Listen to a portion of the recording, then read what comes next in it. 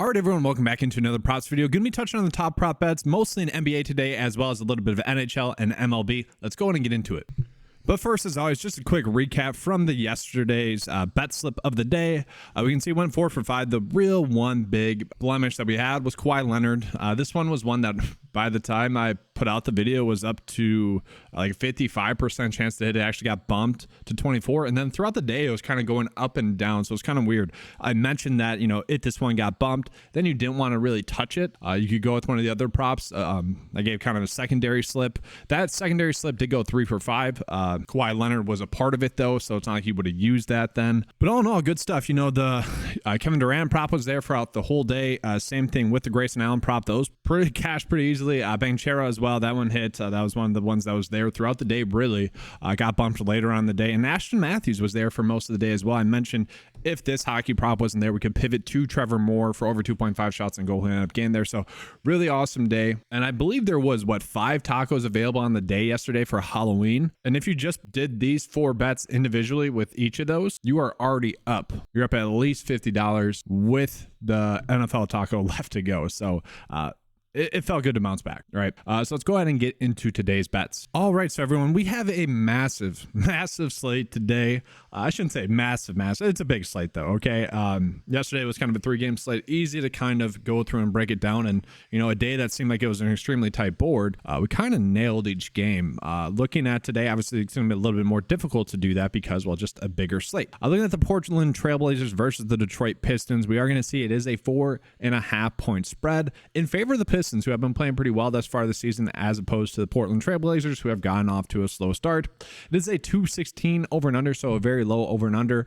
There is definitely some stuff noteworthy in these games, or in this game, so let's go ahead and talk about it. So I want to start out with calling out kind of the injury report for Portland. So Simons is still out. Okay, we have seen this starting lineup for thus far this season. Okay, and I'll start with Portland here. So the biggest news is that Robert Williams is actually going to be active in this game. In the last game, he was inactive when we saw DeAndre Ayton finally get a full allotment of minutes and finally kind of go off. It was funny. I was seeing some chirping on Twitter about DeAndre Ayton, like talent level, and I'm like, because he was only averaging 8 points and whatever rebounds. Are people not looking at the minutes? Are they not paying attention to this? He has been pretty darn good thus far this season. And then sure as shit, he gets 13 minutes and 23 rebounds, 10 points. So really good game there for DeAndre Ayton. The question becomes, what are his minutes going to be in this game? And with that being said, we'll go ahead and pull this down so we can see one of the better bets on the day for Portland is actually Ayton over 10.5 rebounds. And that is really much going to be predicated on his projected minutes. So 31, I would say yes, he does get that. The issue is that it's early on in the season. We can't really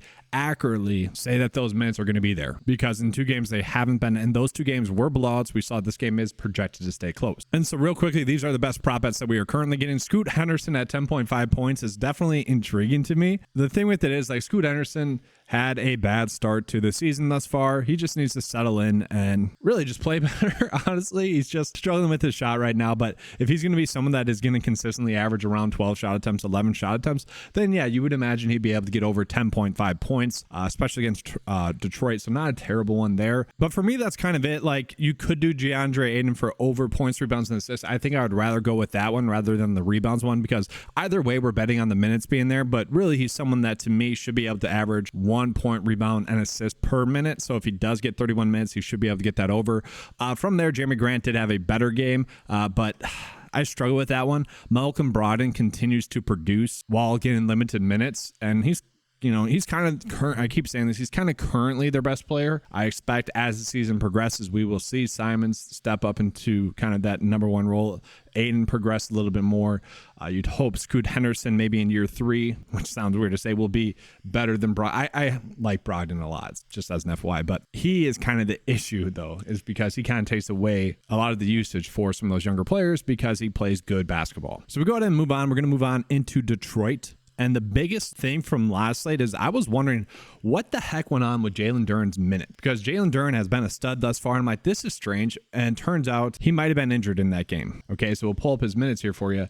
He only had 23 minutes in that game and really was dominant in that. You give him 10 more minutes, that's a lot more points, that's a lot more rebounds. And so to me, when we're looking at the prop bets for Jalen Duren, do we want to take his overs at all? Because we'll see with Duren, like his rebounds and assists is pretty low in comparison to his, per minute basis. His rebounds and assists and points prop is pretty darn low as well at 26.5, but this really just depends on his minutes. And this is kind of a rare situation where, and this is kind of what I like about NBA, is that I think we have a chance, an opportunity to kind of bet both ways, dependent on Jalen Duren's minute. If Jalen Duren is active, he's going to play probably 33 minutes unless he aggravates that injury. So to me, at the current line that we're getting his points, rebounds, and assists at, that is too low. Now, I know the projection data doesn't like that, but to me, that is too low. Now, I'll show you guys, or I'll read off his per 36 production, or the team's per 36 production with him off the court, and then we'll be able to make some decisions as to what we could do if he is ruled out. So one thing that we do know is that Marvin Bagley is someone that will get more minutes with Duren off the court. We have seen that. He actually gets a pretty darn big bump in usage, a huge bump in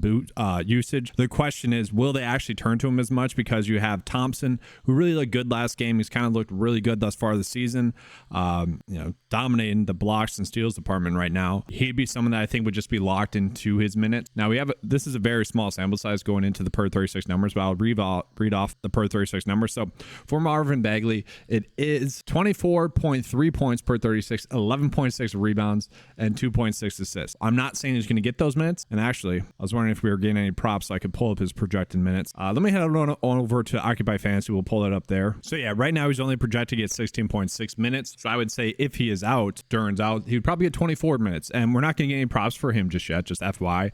But we are getting some props for someone like Isaiah Stewart. Isaiah Stewart is someone that I've been high on this season.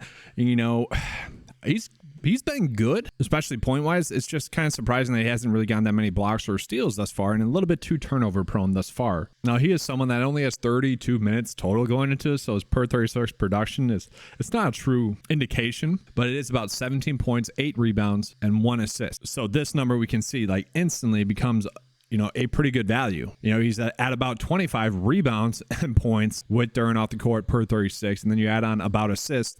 That is seemingly a good prop as well. And then let's look at Thompson as well. So for Thompson, we have an extremely limited sample size, and it's probably not even worth mentioning because he only averages 6.2 points with Duren off the court, 8.6 rebounds, and 3.7 steals. So as I'm going through that, I'm like, well, maybe we just look at his rebounds, and that's actually one of the better prop bets that we are currently getting on the day as well. So I don't mind that. And then we do see Killian Hayes for under 4.5 assists. That's another pretty good one to start out the day. And he is someone whose minutes have been limited, and I don't think he's all that good. And so that is probably a good prop for us as well. And I didn't really mention it, but guys, the reason as to why he could probably sit tonight or tomorrow night is that exact thing. He's on the front end of a back-to-back. Chances are he's going to sit one of the nights if he is a little bit banged up because his minutes were limited in the previous game. And so that's why we could do Isaiah Stewart, Thompson props where they're going to be favored for the over there. If he gets ruled out, we're going to get some pretty good value there. Now, if he's active, I think we're also going to get some value there. And if he sits,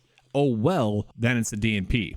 Right? That doesn't matter. Now, sure, we'll probably have to attach a 3-leg bet, 4-leg bet. No, it'd have to be at least a 4-leg bet to make it worthwhile. Probably 5-leg bet to make it worthwhile if you are doing a Jalen Duren prop. We move on into the next game. We got the Milwaukee Bucks versus the Toronto Raptors. A kind of good game, 5-point spread, 223 for the over and under. We look at the starting lineup for them. Nothing changed really for both teams as opposed to the start of the season. Everything is pretty much the same there.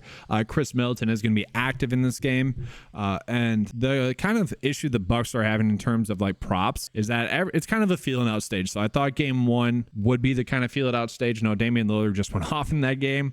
And now the last few games, we've kind of seen that. Chris Middleton has been very good on a point per minute basis. We're minute basis for his production. Brook Lopez has been fine. MarJon Beauchamp's out. That's maybe could shift. It probably won't. Jameson Crowder or Jay Crowder will probably get a little bit more run. Maybe Pat Connaughton. But that's not going to change too much. So we'll take a peek at the props that we are currently getting. And I'm not really seeing a big edge here, really at all. Now, Beasley, I don't mind for maybe points and rebounds, but at the same time, that probably feels like we're forcing it as well. I'd probably, I don't know. It doesn't seem like we're getting that many good props for the Bucks just yet. So let's go ahead and pivot into Toronto. And so for Toronto, we are going to see Jakob Poeltl again, and this is super frustrating because he has been very difficult to predict because his minutes have been very difficult to predict. I'm actually curious. Let's see what his minutes are projected for tonight. So once again, guys, I did add in this feature where if you just click on the prop, you scroll down, and then it'll populate this. The average minutes will be added in there probably next week. We just need a bigger sample size going into that. We can see 32 minutes. If he gets 32 minutes, yes, this one is hitting. And heck, if he gets 32 minutes, it's probably going to be closer closer to his 21 projection. I'm assuming that's why that is so high. And I'll show you guys what I mean by that. It's like he has been so difficult. And I don't know, to me, the matchup with the Bucks might suggest that his minutes are limited. Now we're going to see 28 minutes, 25 minutes. That hasn't been the case. Like, he hasn't been able to get those minutes just yet. Now, he did get into foul trouble against Chicago. The first game, he did struggle, it seemed like, as well. But we look at it, Precious is currently doubtful for this game. So yes, that should shift a few more minutes to Jakob Poeltl's way, assuming he stays out of foul trouble. Koloko is not anyone that's really been playing, so we don't have to worry about him. And then that might just shift Siakam to a couple more big minutes as well, but we'll see with that. So yeah, I kind of do agree with this, that we probably should be going in on Jakob Poeltl. The line is too low then. And then from there, we go ahead and move on. We do have Scotty Barnes, Scotty Barnes has been extremely good thus far this season. It seems like he is not getting the proper respect just yet for his props. Now, the data is all suggesting that we should be betting the under, and that could come due to a more difficult matchup tonight, going against the Bucks, going against their bigs with Giannis, with Chris Middleton playing some minutes, and then with Brook Lopez, obviously. Now, I want to point out, though, Scotty Barnes is currently playing point forward, so we're seeing some minutes at point guard, some minutes at forward, but his minutes have been super heavy as well, and he has been extremely productive. And so to me, this line still feels too low, and maybe this is a line that we put out in more of a game stack, assuming that the game stays close, like betting on that 5-point spread. But this is where I struggle, because the data is saying one thing and I'm kind of thinking another. And so to me, guys, this is a better bet on one of the sports books. Bet the over 30.5 rebounds and assists. And one of the sports books, or a couple of the sports books, are giving us a line of 31 there. That's what that's telling us. And it's about a 50-50 split. So a pretty good number that we're getting there.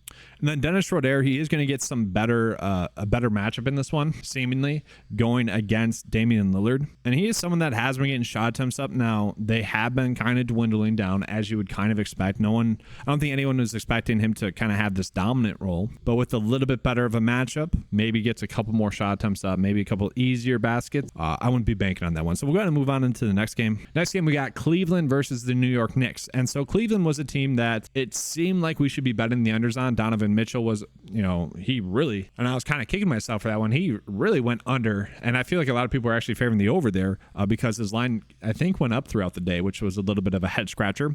But looking at it, very low game total again, 211.5. The spread is very low as well. These teams just played last night. Okay, now we'll look at the injury report, and we do have a lot of question marks for Cleveland. Jared Allen, Darius Garland, Karis LeVert, and so we are seeing Garland expected to start, Jared Allen expected to start. They are game time decisions. And to me, it does seem like they probably sat out last game because it was the front end of a back-to-back. And as it sits right now, I don't think we have any updated news on Garland or Jared Allen, just that they're ruled out. And LeVert, it seemed like he didn't play simply because it was the front end of a back-to-back. Now, like we talked about yesterday, if Garland sits, LeVert is probably the one that gets the biggest bump. We have seen that happen.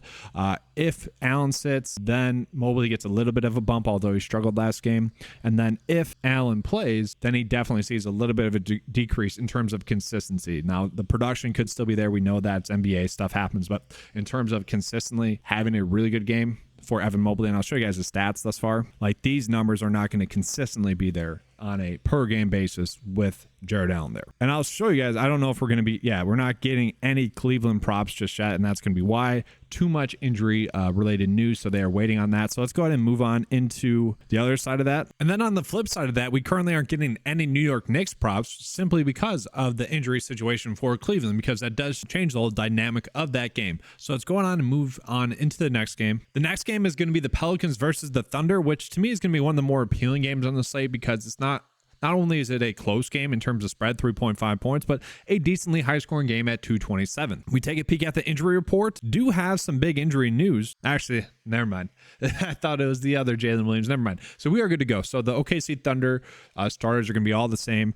We look at the Pelicans. The biggest injury news that we are waiting on is actually going to be Brandon Ingram. He was kind of a surprising late scratch in their previous game. We'll take a peek at his updated injury report. Just says that he is going to be questionable. Now, I could see them trying to maybe limit his minutes and maybe just not play him tonight. Rest up. It is a long season. And if that occurs, someone like Jordan Hawkins would be someone that would step up into a bigger role. He ended up up playing 35 minutes in that game. Now, that was a little bit due to it being a blowout. I think we can project him to get around 25, 27 if that occurs. But obviously, the biggest bump would go to someone like CJ McCollum, who just gets an increased usage rate. And so with Brandon Ingram off the court, we do see CJ McCollum averages about 20 points per 36, 5.7 rebounds, 8.9 assists. And that's kind of what he did in the last game as well. We'll go ahead and pull up their props. And as it sits right now, we're actually not getting any of the props for them because of that, because Brandon Ingram being active or inactive really shifts the whole dynamic of that game. But once again, CJ McCollum would probably be the play in terms of props. Not only is this going to be an appealing game, but it should be a close game. Averages about 9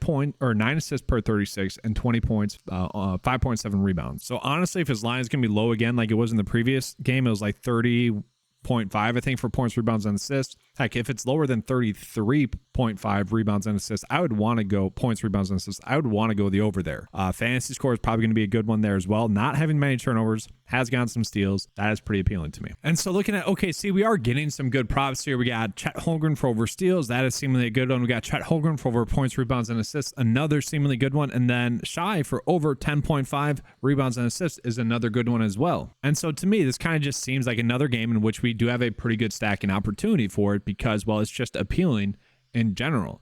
We'll take a peek at Chet Holmgren. He is someone that we do worry about the minutes being there, but on a per minute basis, he should be able to get there. We'll actually take a peek at what he is projected to get minutes-wise tonight because that is going to really be the deciding factor for him. We can see 31 minutes. We'll see if that's true. I don't know. I feel like that is a little bit too high for Chet Holmgren. I'll show you guys his average thus far.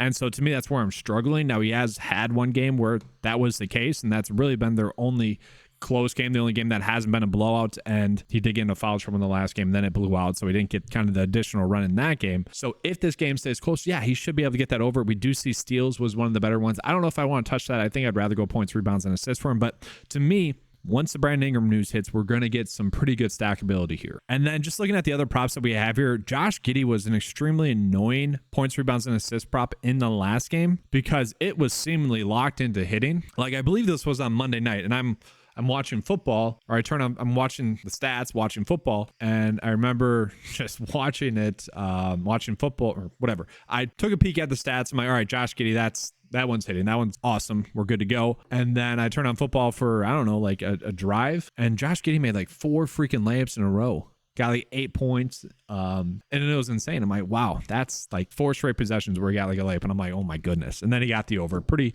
easily then. I don't think we need to touch that at all in this game, but we do have some pretty good props there, like a little bit of stackability. So now we go ahead and move on into this next game. We got Washington versus Atlanta. Atlanta is 8.5-point favorites. Guys, Atlanta has looked pretty good thus far, but we are going to see this is a very, very high scoring game. If the Washington Wizards can keep it close enough for long enough, that could be huge. We did see something funny last game. It's that Washington was without their big, and that is something that they are going to need to address this season in some capacity, is their big, because Daniel Gafford sat out, which meant Kyle Kuzma was the starting center for them last game. And with that being said, obviously you don't love that.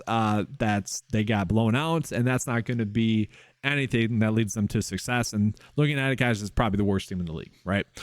For Atlanta, though, they've been pretty good in terms of high scoring. We are going to see that Trae Young is currently questionable, which if he sits, that obviously will hopefully keep the game a little bit closer. And we look at the props that we are getting for Washington. We are going to see Kyle Kuzma at rebounds 7.5. It's favoring the under there. Daniel Gafford under rebounds as well, which is kind of interesting to me. Let's actually take a peek at what his minutes are.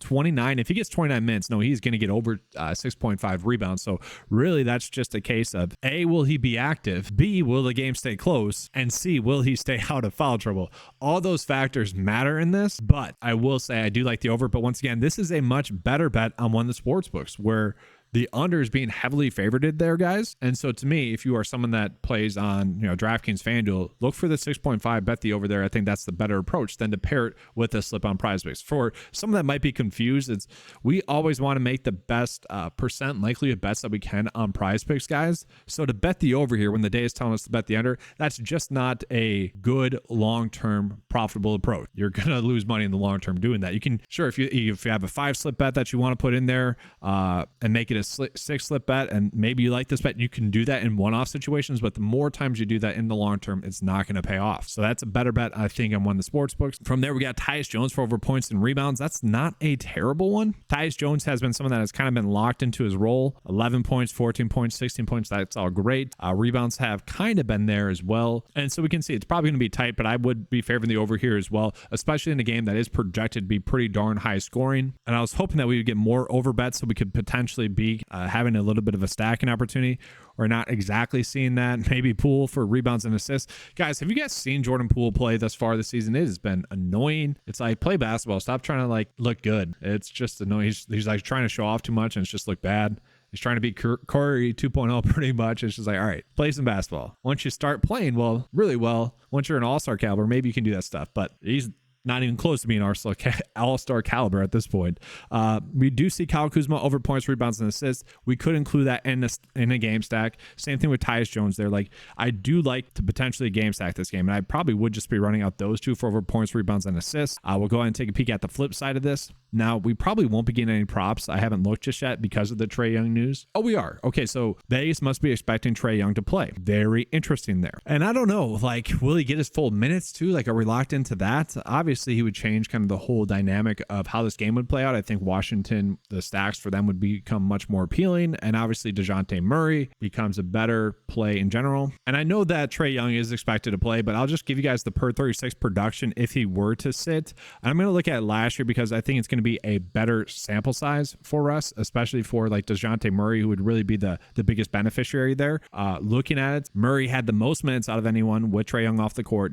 No shock there. 22 points per 36, 5.2 rebounds, and 7.5 assists, and then average 1.4 steals per 36 as well. So he is someone that would obviously get a bigger bump in basically everything. I'm actually curious, how much more does he shoot the basketball? Averages about 2 more shot attempts per 36 with Trae Young off the court. And then for what it's worth, like Bogdanovich is actually someone that actually gets a little bit of a bump as well, but not someone we'd be banking on. So let's go back into this. Let's see if we are getting any Murray props. And we're not, because if Trae Young were to sit, then the Murray props would be too low. And if you put Murray props in there right now with Trae Young currently projected like he's going to play and he sits, then those lines are too low. And he can get there kind of regardless. So it makes sense why those are not in there. In terms of Trae Young props, I don't know if we need to be touching these as well. It is a great matchup. You would expect him to be able to get there, but also very close. I will say as well, like Clint Capella, are we getting any props for him? We are. He is someone where the minutes have been a little bit sporadic. You can't really bank on him to get 30 minutes, but if Gafford sits and he gets a bunch of minutes against Kyle Kuzma, you would expect him to be able to get a lot of rebounds, a lot of points. Maybe looking at fantasy score because he can get a couple of blocks, can get a steal. So once again, if we're trying to stack that game, that's the way I'd go about doing it. We're going to go ahead and move on into the next game now.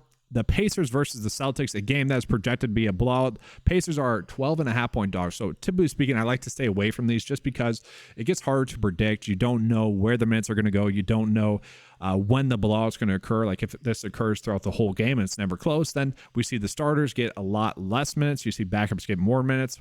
The blowout could happen during the final rotation of the fourth quarter. And so it's tough to bank on the minutes. Now, it is a high-scoring game. We'll go through the process here, but I don't think we're going to find any props that we want. I do want to touch on the injury situation here. Tyrese Halliburton, currently a game-time decision, as well as Benedict Mathurin. Obviously, if those two sit, that's going to create a bigger spread, obviously. And then looking at like Andrew Nembhard would be someone that would step up. I would say his minutes would be locked in regardless if one of those two sit. And he's a player that I like as well. Like TJ McConnell is also a pretty good producer minutes wise, but Nembhard would be a candidate to get more minutes. TJ McConnell would be a candidate to get more minutes as well. Like he just on a per minute basis, he goes off, guys. So I'm actually curious, kind of want Halliburton and Mathurin to get ruled out so we can get a McConnell prop. Bruce Brown is someone that has seen consistent minutes, but I don't know. I feel like he got a little bit overrated just because of the championship run that Denver had, and you know he got a lot of hype then. Looking at Buddy Hield would get a little bit of a bump. So let's just go through it, guys. I'll show you guys, or I'll tell you guys the per 36 production with Halliburton off the court and then with Mathurin off the court. So looking at last season's stats, and I know this is not going to be a true sample just because we have Bruce Brown there now, but all in all, I'm not too worried about it. But if Halliburton sit, Mathurin was actually the player that got the most minutes, but then it was TJ McConnell and then Andrew Nembhard. TJ McConnell on the per 36 basis, and I'm not going to say he's going to get 36 minutes, but he did average 15.9 points, 5.8 rebounds, 10.2 2 assists. So even if he gets 25 minutes, we can see, and he did it in the last game against Cleveland, which Cleveland kind of sucks for matchups. It seems like lower scoring. He should be able to get there, and he should be locked into those minutes. Andrew Nembhard last season, about 15 points, 14.8, 3.6 rebounds, 7.7 assists. Hasn't exactly been doing that thus far this season, but he would be likely to get more minutes. Now, Buddy Hield as well, 18.3 points, 6.2 rebounds, and 3.7 assists. Now, he is someone that I'm like, all right, they kind of just need to trade him if they're not going to get in minutes. But if Mathurin's out, I kind of expect him to get more minutes, and we'll just pull in the data with Mathurin. I'll just tell you guys who gets the biggest bump with those two out, Mathurin and also Halburn. It is Buddy Hield. In terms of minutes, last season it was Buddy Hield, then TJ McConnell, Aaron Naismith no longer there, Andrew Nembhard. So, and then also Chris Durante is no longer there as well. Maybe Jordan Warrock gets a little bit more minutes if we see that Jalen Smith is out as well. He's someone that gets out there and shoots the basketball, but I doubt that. So definitely a wait and see approach for the Pacers. And this is another team in which we aren't getting any props for currently because of that. Those are two big high usage rate players that if they sit, then we don't know what to do there. So we're going to go ahead and move on to the other side of this game, which is going to be Boston. And the best one that we have is currently Drew Holiday for over 4.5 rebounds, then Tatum for over 4.5 assists. I don't really like this. I don't really like attacking Boston, just given the fact that this game could blow out. So let's move on into the next game. The next game is going to be the Nets versus the Heat. 223 for the over and under, 6 points spread in favor of the Heat, which is a little bit shocking to me, but we'll show you guys why. So Brooklyn is expected to be without Spencer Dinwiddie. Dennis Smith is currently a game time decision. I'm actually curious if Dinwiddie sits it, that'll get him more minutes. Nick Claxton is currently out, and also Cameron Johnson. So they are kind of without 3 of their starters. Now, Brooklyn Nets fans will say, well, technically 2, because Spencer Dinwiddie should be coming off the bench. And we'll see. We'll see how that plays out. But we are going to see Ben Simmons probably. It's so weird. And this was something I predicted in the couple of games. It's like Simmons playing point guard, playing center. It's like, what do we do there? The biggest thing that we know is that Simmons is going to get some minutes. And I am so curious as to where his line will come out for like fantasy points, because I think we want to be attacking it. So looking at Ben Simmons, guys, the points, rebounds, and assists is set at 26.5. We are seeing that being slightly favored for the under. I would just go with the over, assuming that those players sit, or at least some of them sit. Like Nick Claxton's out. We know that Cameron Johnson looking like he's out. Like he should still get those minutes. And we'll see his projected minutes right now at 35. If Ben Simmons gets 35 minutes, it's tough to see him not getting that over regardless of the game. Like Bam, sure. And that's actually something I should look at. Bam is expected to play. So if that occurs, like Simmons, I don't think that matters too much. Now you could do rebounds and assists. You could do points and assists. I probably want to do fantasy score once it gets there, because we look at his points, rebounds, and assists. It's been a little bit tighter than I would want. Although the last 2 games in which we've had this similar situation, he's been able to get there. But I'll show you guys here, like Simmons, 35 minutes, 32 minutes. So that's the difference. The minutes are going to be there, but he is someone that can get blocks and steals. Didn't have that in the last game, but nearly had a triple double. And so that's what I like there. Ben Simmons should be in for a better game. And then from there, I don't think we're going to get any Cam Thomas props just yet. He is someone that would be in for a pretty good game. My only hesitation is that I would say almost quite clearly he's due to have a worse game at some point. A cold night shooting, that stuff happens. We saw it with Kawhi Leonard last night. That stuff just happens, but he is shooting the basketball a ton. 17 shot attempts, 19 shot attempts, 21 shot attempps. Okay. The thing that concerns me is the amount of free throws, especially for his like points. If we're chasing points production, 14 and 11. That is a lot. That's not something that's typically going to happen. That really just depends on the reffing crew, especially a team against Miami that typically doesn't make that many mistakes. So we're not getting any props on him. And then looking at Mikal Bridges as well, I feel like we kind of need to take a wait and see approach with Cam Thomas shooting the basketball as much as he has been. Mikal Bridges is kind of taking a backseat role, and with like Ben Simmons handling the basketball a little bit more. I don't want to say backseat role because he's playing fine. He's playing well. But his props that we're seeing, and he was priced on like DraftKings here, that kind of shows that he's probably still being valued slightly too high across the industry for the sports books. So for me, the lines that we're getting on Mikal Bridges, I probably just want to stay away from. Like, it's just not worthwhile. Now, you look at his per 36 production with Dinwiddie off the court, with Cam Johnson off the court, and with Nick Claxton off the court last year, he should be able to get there. But that's not factoring in Cam Thomas seeing an increase in his usage. And so I don't really want to bring up those stats. But to me, Ben Simmons, Cam Thomas, those would be the 2 I want to look at the most tonight. And yeah, so for Miami then, looking at the other side of this game, we do need to get news on, well, Jimmy Butler. Bam is expected to play, though. We do know that Caleb Martin is out as well. And so the projected starting lineup currently has Kevin Love in there. We'll see. I do want to see Jaime Jaquez continue to get more minutes. He's someone that I like. He's a good rookie for them. I think that's pretty much a perfect fit in terms of landing spot for him and also for Miami. He got 22 minutes in the last game. That's something that could continue to see minutes, but we do see Bam under 9.5 rebounds. That's kind of one that's popping up, which to me is surprising. Like if he's going against Ben Simmons, 9.5 rebounds is not that much. You would expect Bam, and let's see his projected minutes, 34. Bam getting 34 minutes and not being able to get 9.5 rebounds like that would just kind of be embarrassed. Now I get why it's that low. Boston only 7, Detroit only 8, but what's the difference in those games? And even Minnesota, now he played 33 minutes in that game. Minnesota has 2 bigs, okay? Detroit has a bunch of bigs that they run out there. Boston, kind of not really. Brooklyn, it would be going against Ben Simmons. So I guess I could see betting the under there. I probably wouldn't want to make that bet, even though it is a good EV bet on paper. Tyler Hero has really stepped up into a bigger role. We see Bam, points, rebounds, and assists we could do. To me, it just feels like a stay away for Miami. We did see them kind of resort to getting their younger players a bunch of minutes in the last game. Jimmy Butler and some of the other stars did not get the final run. I think simply because, well, the younger unit was playing pretty well, and so Eric Spoelstra just wanted to leave them in there. So now we go ahead and move on into the next game. We got the Hornets versus the Rockets, another game that we could potentially stack, a very close game, 221.7 for the over and under as well. That to me is going to be pretty appealing. We look at the starting lineup for Charlotte, nothing too crazy, and same thing for Houston in terms of what we have seen thus far this season. So I don't know if we're going to get any like big props that we need to be like targeting too much. Now I do want to call it like last game, Charlotte's last game, Terry Rozier's over fantasy score was one that popped up throughout the day as a very good one we could be on, and that could occur again. Right now, the best prop is Gordon Hayward for over 1.5 turnovers. And I don't know if I want to use that one. To me, that's kind of like a quarterback rushing prop where it just feels a little bit fluky. Also, a lot of people ask about free throws. I don't really like touching free throws as well, guys. To me, it's just, you can't really predict that. You can't, like, I don't have any data on any of the reffing crews or anything like that.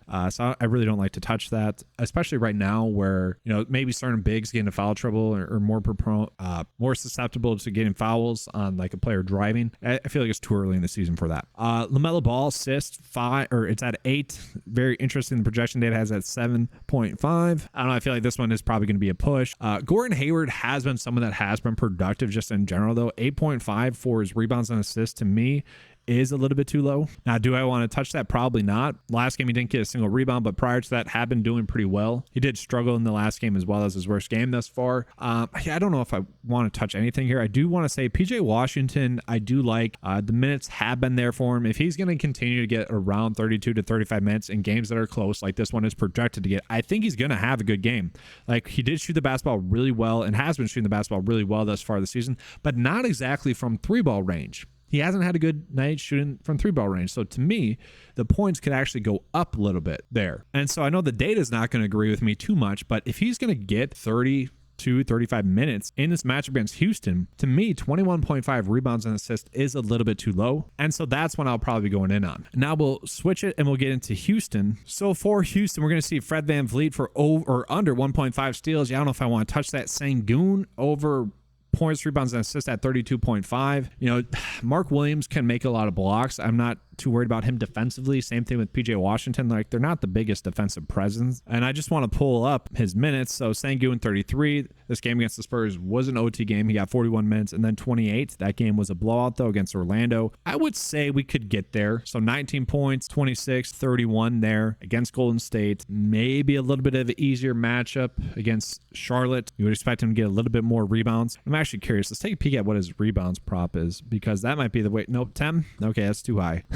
So yeah, probably points, rebounds, and assists here. Then from there, not too much. Jabari Smith, I do just want to talk about for Houston. He is someone we should continue to see get minutes. Like, if he is someone that's going to get us 35 minutes per game, then to me, he's a player that I like for over points, rebounds, and assists. Once again, especially in this matchup against Charlotte. And so maybe we have a little bit of stackability. Sengun, Jabari Smith, PJ Washington. I like all of them for over points, rebounds, and assists, and probably just fantasy score. If this game stays close, if it's decently high scoring, I like those props. And so you see that he's only gotten this over twice thus far this season. First game was a blowout. Second game, he just had himself a kind of poor game shooting. And he's another one where he is shooting the 3-ball enough, really hasn't had a hot game shooting the 3-ball just yet. That could happen. All right, so guys, I am trying to go as fast as possible. Just a big, huge slate that we have. So, a lot more to break down. Looking at the Nuggets versus the Timberwolves, I would say more of a low scoring game for the Nuggets standard, but 2.5 spread is pretty crazy. The Timberwolves have looked a little bit better. They did get up really high against the Hawks in their last game, and then they kind of got blown out themselves. It was weird. But looking at it right now, are we getting any good props? Potentially Cat for rebounds and assists at 11.5. We know he could probably get there just in rebounds alone. Now, Gobert has been a little bit better this season. Jaden McDaniels for over steals. That's not a terrible one. But all in all, it does seem like the props that we were getting thus far in this game are correct. If Anthony Edwards, and we'll see this right here, guys, this is a good prop on Underdog, where it has a 54% chance to hit. So if this prop bet is still available on Underdog and you guys are watching this video, please make that prop. That's a good one. Edwards been playing really well. Then that's kind of it for them. Let's move on into Denver. And the biggest thing I want to call it with Denver, and I'll show it by just pulling up Jokic's game log here because he's played all the games. They've really only played 2 close games thus far. Memphis and Utah kind of was close. They kind of came back at the end of that game, but 2 of their games had just been pure blowouts, so we don't have a perfect read on who to be targeting. And given the fact that this game could be a little bit more difficult, I was going to say we probably would want to be favoring some of these unders. So for Michael Porter Jr., under 6.5 rebounds, I'd be fine with that. This one will probably be bumped down by the time I'm done with this video, unfortunately. Interestingly enough, we are seeing Michael Porter Jr. over points, rebounds, and assists at 21.5. Let's take a peek at that. And so, his rebounds might not be there. Last game, he did struggle. Only 19 minutes in that game. Did he get into foul trouble? Did he get injured? Yep, that's exactly what happened. So picked up 3 fouls in that game and then never returned, which is kind of the tough part about Denver is that they're pretty deep, right? So if you have a bad night, you're going to be on the bench. But I don't mind points, rebounds, and assists. Like, he's been pretty darn good thus far. Then from there, KCP, I don't know if we really want to touch that. It's just crazy, the MPJ props that we're getting. So let's go ahead and move on to the next game. Next game here, we got the Bulls versus the Dallas Mavericks. 5-point spread, 224. Another decent game that we're getting. And the next 3 are going to be pretty decent. Now, for the Bulls, we're not going to be too worried about any of the injury news. Like, we know that Zach LaVine is a game time decision, but he's looking like he's going to play. We're not worried about that. Now, I do want to call it, like, DeMar DeRozan was a prop that I really liked 2 nights ago, and he just had himself a poor night shooting. I was kind of deciding between Vucevic and DeMar DeRozan to have like a bounce back game. And DeMar DeRozan was ice cold at the start of the game and then picked it up, had 20 points, 4 assists, 3 rebounds. And we know he's very much dependent on how he's shooting the basketball. I would expect him to eventually have a better game here. It's just strange that he's only had 1 really good game thus far. So I would still like kind of default to him having a good game. Now, Vucevic did finally have a very good game. This is what he was doing basically all last year. I mean, a little bit elevated, but he was a strong player. And now he goes against Dallas, a seemingly easier matchup. Dallas-wise, center-wise, we have no idea what's going to occur minutes-wise. Like Derek Lively got 31 minutes. Now he's getting like 15. You see Maxey getting around 25 or so. And they're even giving Dwight Powell some minutes as well. So we don't know exactly what's going to occur minutes-wise, but either way, it's seemingly going to be a good matchup for Vucevic. So I'm hoping when we pull this up that we're going to get some good Vuce pops because I would want to be going in on that. And well, the one that we're getting is going to be assist at 2.5, rebounds and assist at 14. Still not terrible. We see that did get bumped from 13.5 earlier, so makes sense. Points and assist as well. I'm actually curious, and of course, his points, rebounds, and assists is one that we'd want to be betting the under on. So let's just take a peek again at Vooch. I just want to see his assist. I don't know. I think I'd rather just go points then, because they should feed him theoretically in this matchup. That's frustrating. Kobe White, you could do under rebounds and assists. He has really kind of struggled lately, and he's also losing minutes a little bit. Like he played a bunch in the first couple of games. Now Alex Caruso is healthy. He's getting a little bit more. So yeah, you could do under rebounds and assists there for him. Now we'll get into the other side of this game, Dallas. So Dallas, we have Kyrie Irving, currently questionable. Interesting for Grant Williams here. If he sits, that's just going to mean Luka just has a way bigger usage and really workload in general. We are seeing points, rebounds, and assists would potentially be a good prop for us. The issue with Dallas is that they really don't have anyone to turn to if Kyrie's out because everyone kind of just struggles. And so if he sits, you're just looking at Luka to have an insanely good game again, to have over 20 shot attempts, to potentially get a triple-double. And maybe that's the bet that you're looking at here. Like Tim Hardaway Jr. is very much shot dependent. If we see that Kyrie sits, maybe Grant Williams doesn't get as many shot attempts up. Grant Williams, as we saw, is actually a candidate for under fantasy points. If you want to roll with that, that's fine. I don't mind that, but I don't really want to touch that either. To me, I'm looking at this. I don't know if I want to make any of these prop bets. So once again, we'll go ahead and move on to the next game. All right, for the next game, we got Memphis versus Utah, another kind of appealing game to me. We finally are seeing the data adjust to our boy John Collins. So John Collins, to me, has been one of the biggest head scratchers in terms of like his DFS pricing, but also his points, rebounds, and assist props as we have been getting. And this is arguably still a little bit too low, especially in this matchup against Memphis. That to me should mean that these players are going to get minutes. And if you guys were following along in that game, you did see John Collins kind of start off slow. I think he was like 1 for 5 to start the game, and then still didn't shoot the basketball all too well, but finished 7 for 6, had himself a fine game. And he is someone that I think I would rather look at for fantasy score. So the line that we're seeing right now is at 23.5 for his points, rebounds, and assists. In theory, this should be at 26.5 for his fantasy score when you tack on the potential for the rebound bump, and a rebound's 1.2 points and assist is 1.5 points. Tack that on, but you also tack on potentially getting a block or a steal, and then John Collins becomes much more intriguing. Now, the data is kind of saying, all right, no, the market is corrected.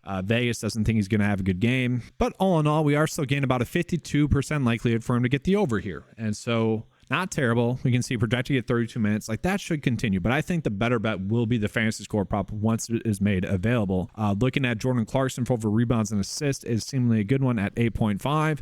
We can see Underdog has already bumped that one, so not a terrible one.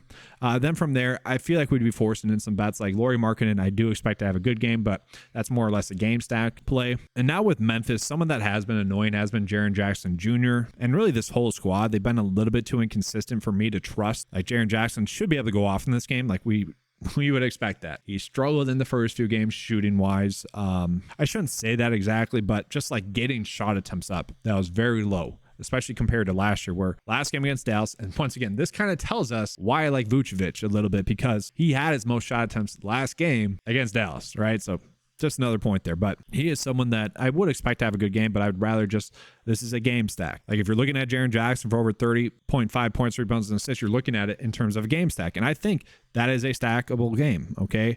From there, let's look at it. Marcus Smart has been someone that I've liked as well. Not a terrible matchup for him, but not a great one. He is someone that is shooting the basketball a lot, had a good game against Dallas. And honestly, kind of because of that, I'm kind of worried about him in this game. Now, he is getting a lot of steals, a lot of turnovers as well. Maybe we're looking at fantasy score depending on the line. From there, like Desmond Bane, I expect to have a good game tonight against Utah, but I think we have a little bit of a stacking opportunity just in this game alone. Because if we look at these, like Desmond Bane's line is seemingly, correct, but also a little bit too low if the game stays close. John Collins as well. And then also Jaren Jackson Jr. we could roll with. Now, a lot of people are going to be wondering about Zaire Williams and also Xavier Tillman. Tillman, I'm not banking on anymore. Walker Kessler had himself a good game last game against Dallas. Further echoing my point about Vucevic just being a good option. And sorry, no, I messed that up. He plays for Utah, not Memphis. My bad there. But Zaire Williams came close in the last game. He'd be the last person you put in there if you're trying to do a game stack. But once again, like for game stacks, I'd rather do fantasy score. And then, we got 2 more games. Clippers versus Lakers. James Harden. I'm actually curious, is he finally going to play a game or not? Let's see what the report says. James Harden currently game time decision, expected to play. Game time decision. We'll see what's going on there. So I don't know if we're going to get any props for them just yet, because obviously James Harden would take up a big... Yeah, we're not getting props for that one just yet, because James Harden being active or inactive really changes the whole dynamic of that slate. We'll see. I think we should be getting Lakers, or is that a little bit too early in the day to get Lakers props? Apparently it is. So we'll move on into the last game, which is the Kings versus Warriors. 7.5 point spread in favor of the Warriors winning. And so 227.5 for the over and under. I'm actually curious, did I miss some injury news here? Okay, I did. De'Aaron Fox is out. So yeah, that makes a lot of sense. So we should have some pretty good props here to go in on. I'm hoping that we have. All right, so looking at the props that we have right now, Keegan Murray under 6.5 rebounds. Sure, whatever. Kevin Huerter, though, for over 16.5 points and rebounds is seemingly a good prop that we are getting. We can see Underdog has it set at 17.5, a seemingly good one. Keegan Murray for over 15.5 points, I kind of like. Davion Mitchell as well, points and rebounds. And so let's just talk about the per 36 production with Fox off the court. So we haven't had that many minutes going into the sample size just yet, but the players that get the most minutes with Fox off the court are Mitchell, Sabonis, and Monk. But let's look at last season, because that's going to be a better sample size. So the players that got the most minutes with him off the court, once again, were Mitchell, Sabonis, Keegan Murray.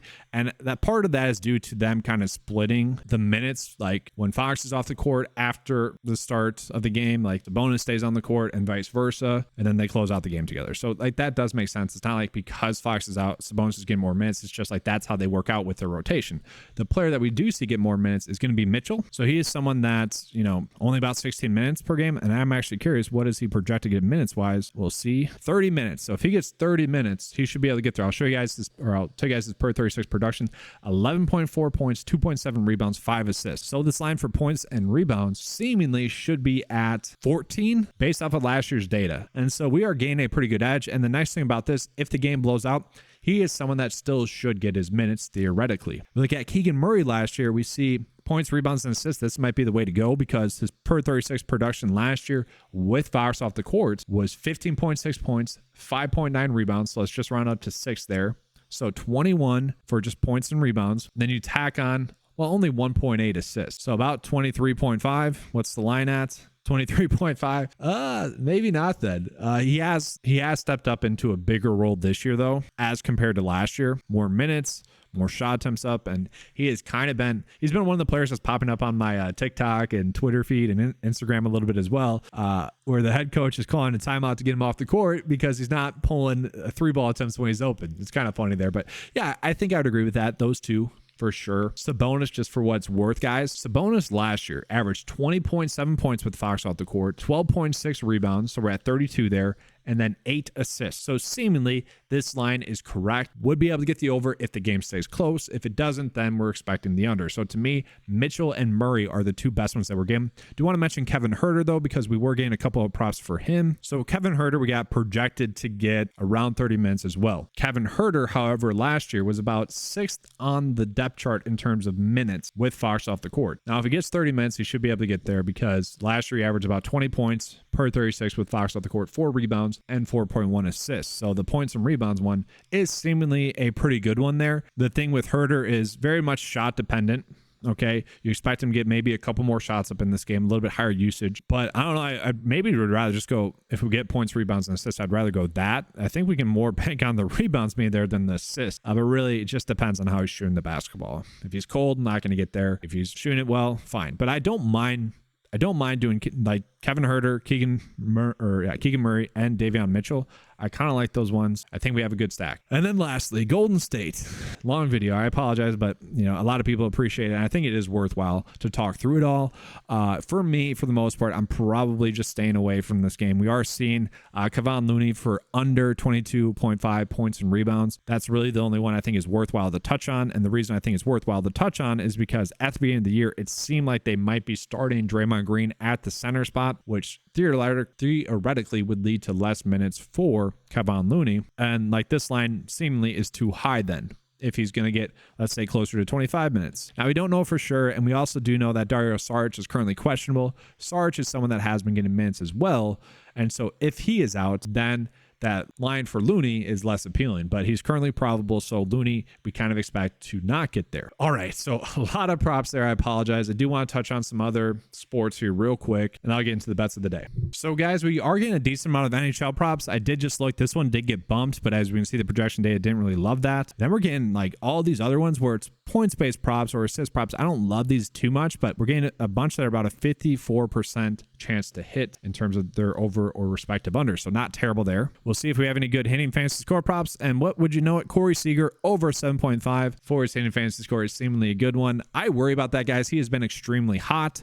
Another one we could roll with is actually Christian Walker. That one's kind of standing out. What I look for is when the Vegas line and the projection data is both telling us the same message as opposed to what the PrizePicks line is, and that's what we're getting there. Pitching fantasy score wise, Zach Gallen is being favored for the over. If you guys want to roll with that, you can. I don't really love that. Looking at NFL right now, nothing too much. And then looking at college football, seemingly not getting an edge there. And then lastly, we'll take a peek at the discrepancies. Now, yesterday we saw a couple of good aces props, and right now we're not getting many discrepancies at any other sports because there's not that many going on. So let's get into the bet of the day. So starting with Underdog, we are seemingly getting some pretty good edges here, guys. If you want to run out all these in a 1, 2, 3, 4, 5 slip bet right there and then flex it or insure it for them, that's typically the way you're supposed to go about attacking Underdog.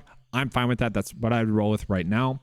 We'll show you guys the prize pick slip. And so before I get into that, I do want to just show you guys, like, this is why fantasy score ones are typically nice, because they are seemingly the bigger edges that we are getting on the slate. Now, whether you agree with these or not, that's for you guys to decide, but we can see time and time again, there are the best props that we are getting. All right, everyone. So here we go. Here's my bet of the day today. Now, just a reminder, if you guys want to use these, like, just the slip, by all means you can. You know that in the long term this has been profitable, but really how I see this working out is you guys find whichever bets you think are the best bets, especially throughout this video. I touched on a bunch of bets. Obviously it's a 13 game slate. I am actually going to go back, listen to this video for each game, because obviously I'm recording it. I don't want to be making bets while I'm doing it.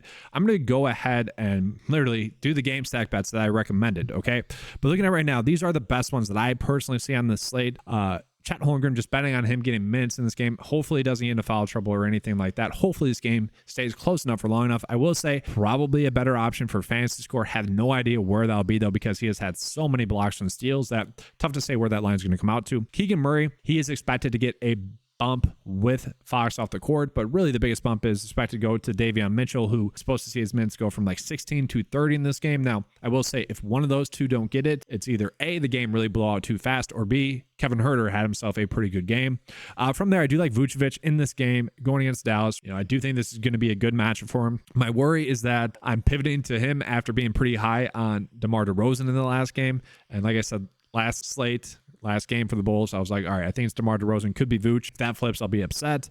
Corey Seager, this one I'm really actually worried about. The data is telling us to roll with it, and I mentioned a bunch already this season, is that when we get a prop where the MLB line is telling us, or where the MLB data is telling us that the line for PrizePicks too low by 2, like the Vegas number is giving us the fantasy score by over by 2, and the projection data is telling us it's over by 2, that has hit about 70% of the time thus far this season. Corey Seager is just due for a bad game. You know, he can't continue the stretch that he's on. It's insane. Maybe he does, though. Christian Walker, also not a terrible one there. And then Ben Simmons, I would probably rather do a fantasy score prop there. Some other ones, PJ Washington, I don't mind. John Collins, I don't mind going back to the well with. There's a bunch, right? There's a bunch in this video. That is all for today. If you guys enjoyed this video, make sure to give a like and subscribe. 13 game slate. Really try to give you guys the best information I could possible. Hit that notification bell as well. If you guys want access to the 9 to 5 cheat sheet that you saw available in this video, it is available for just $10 a month. I price it that way for you guys so you guys can get access to this information without having to pay a premium cost. That is all. Let's have a good slate. And as always, let's keep cashing.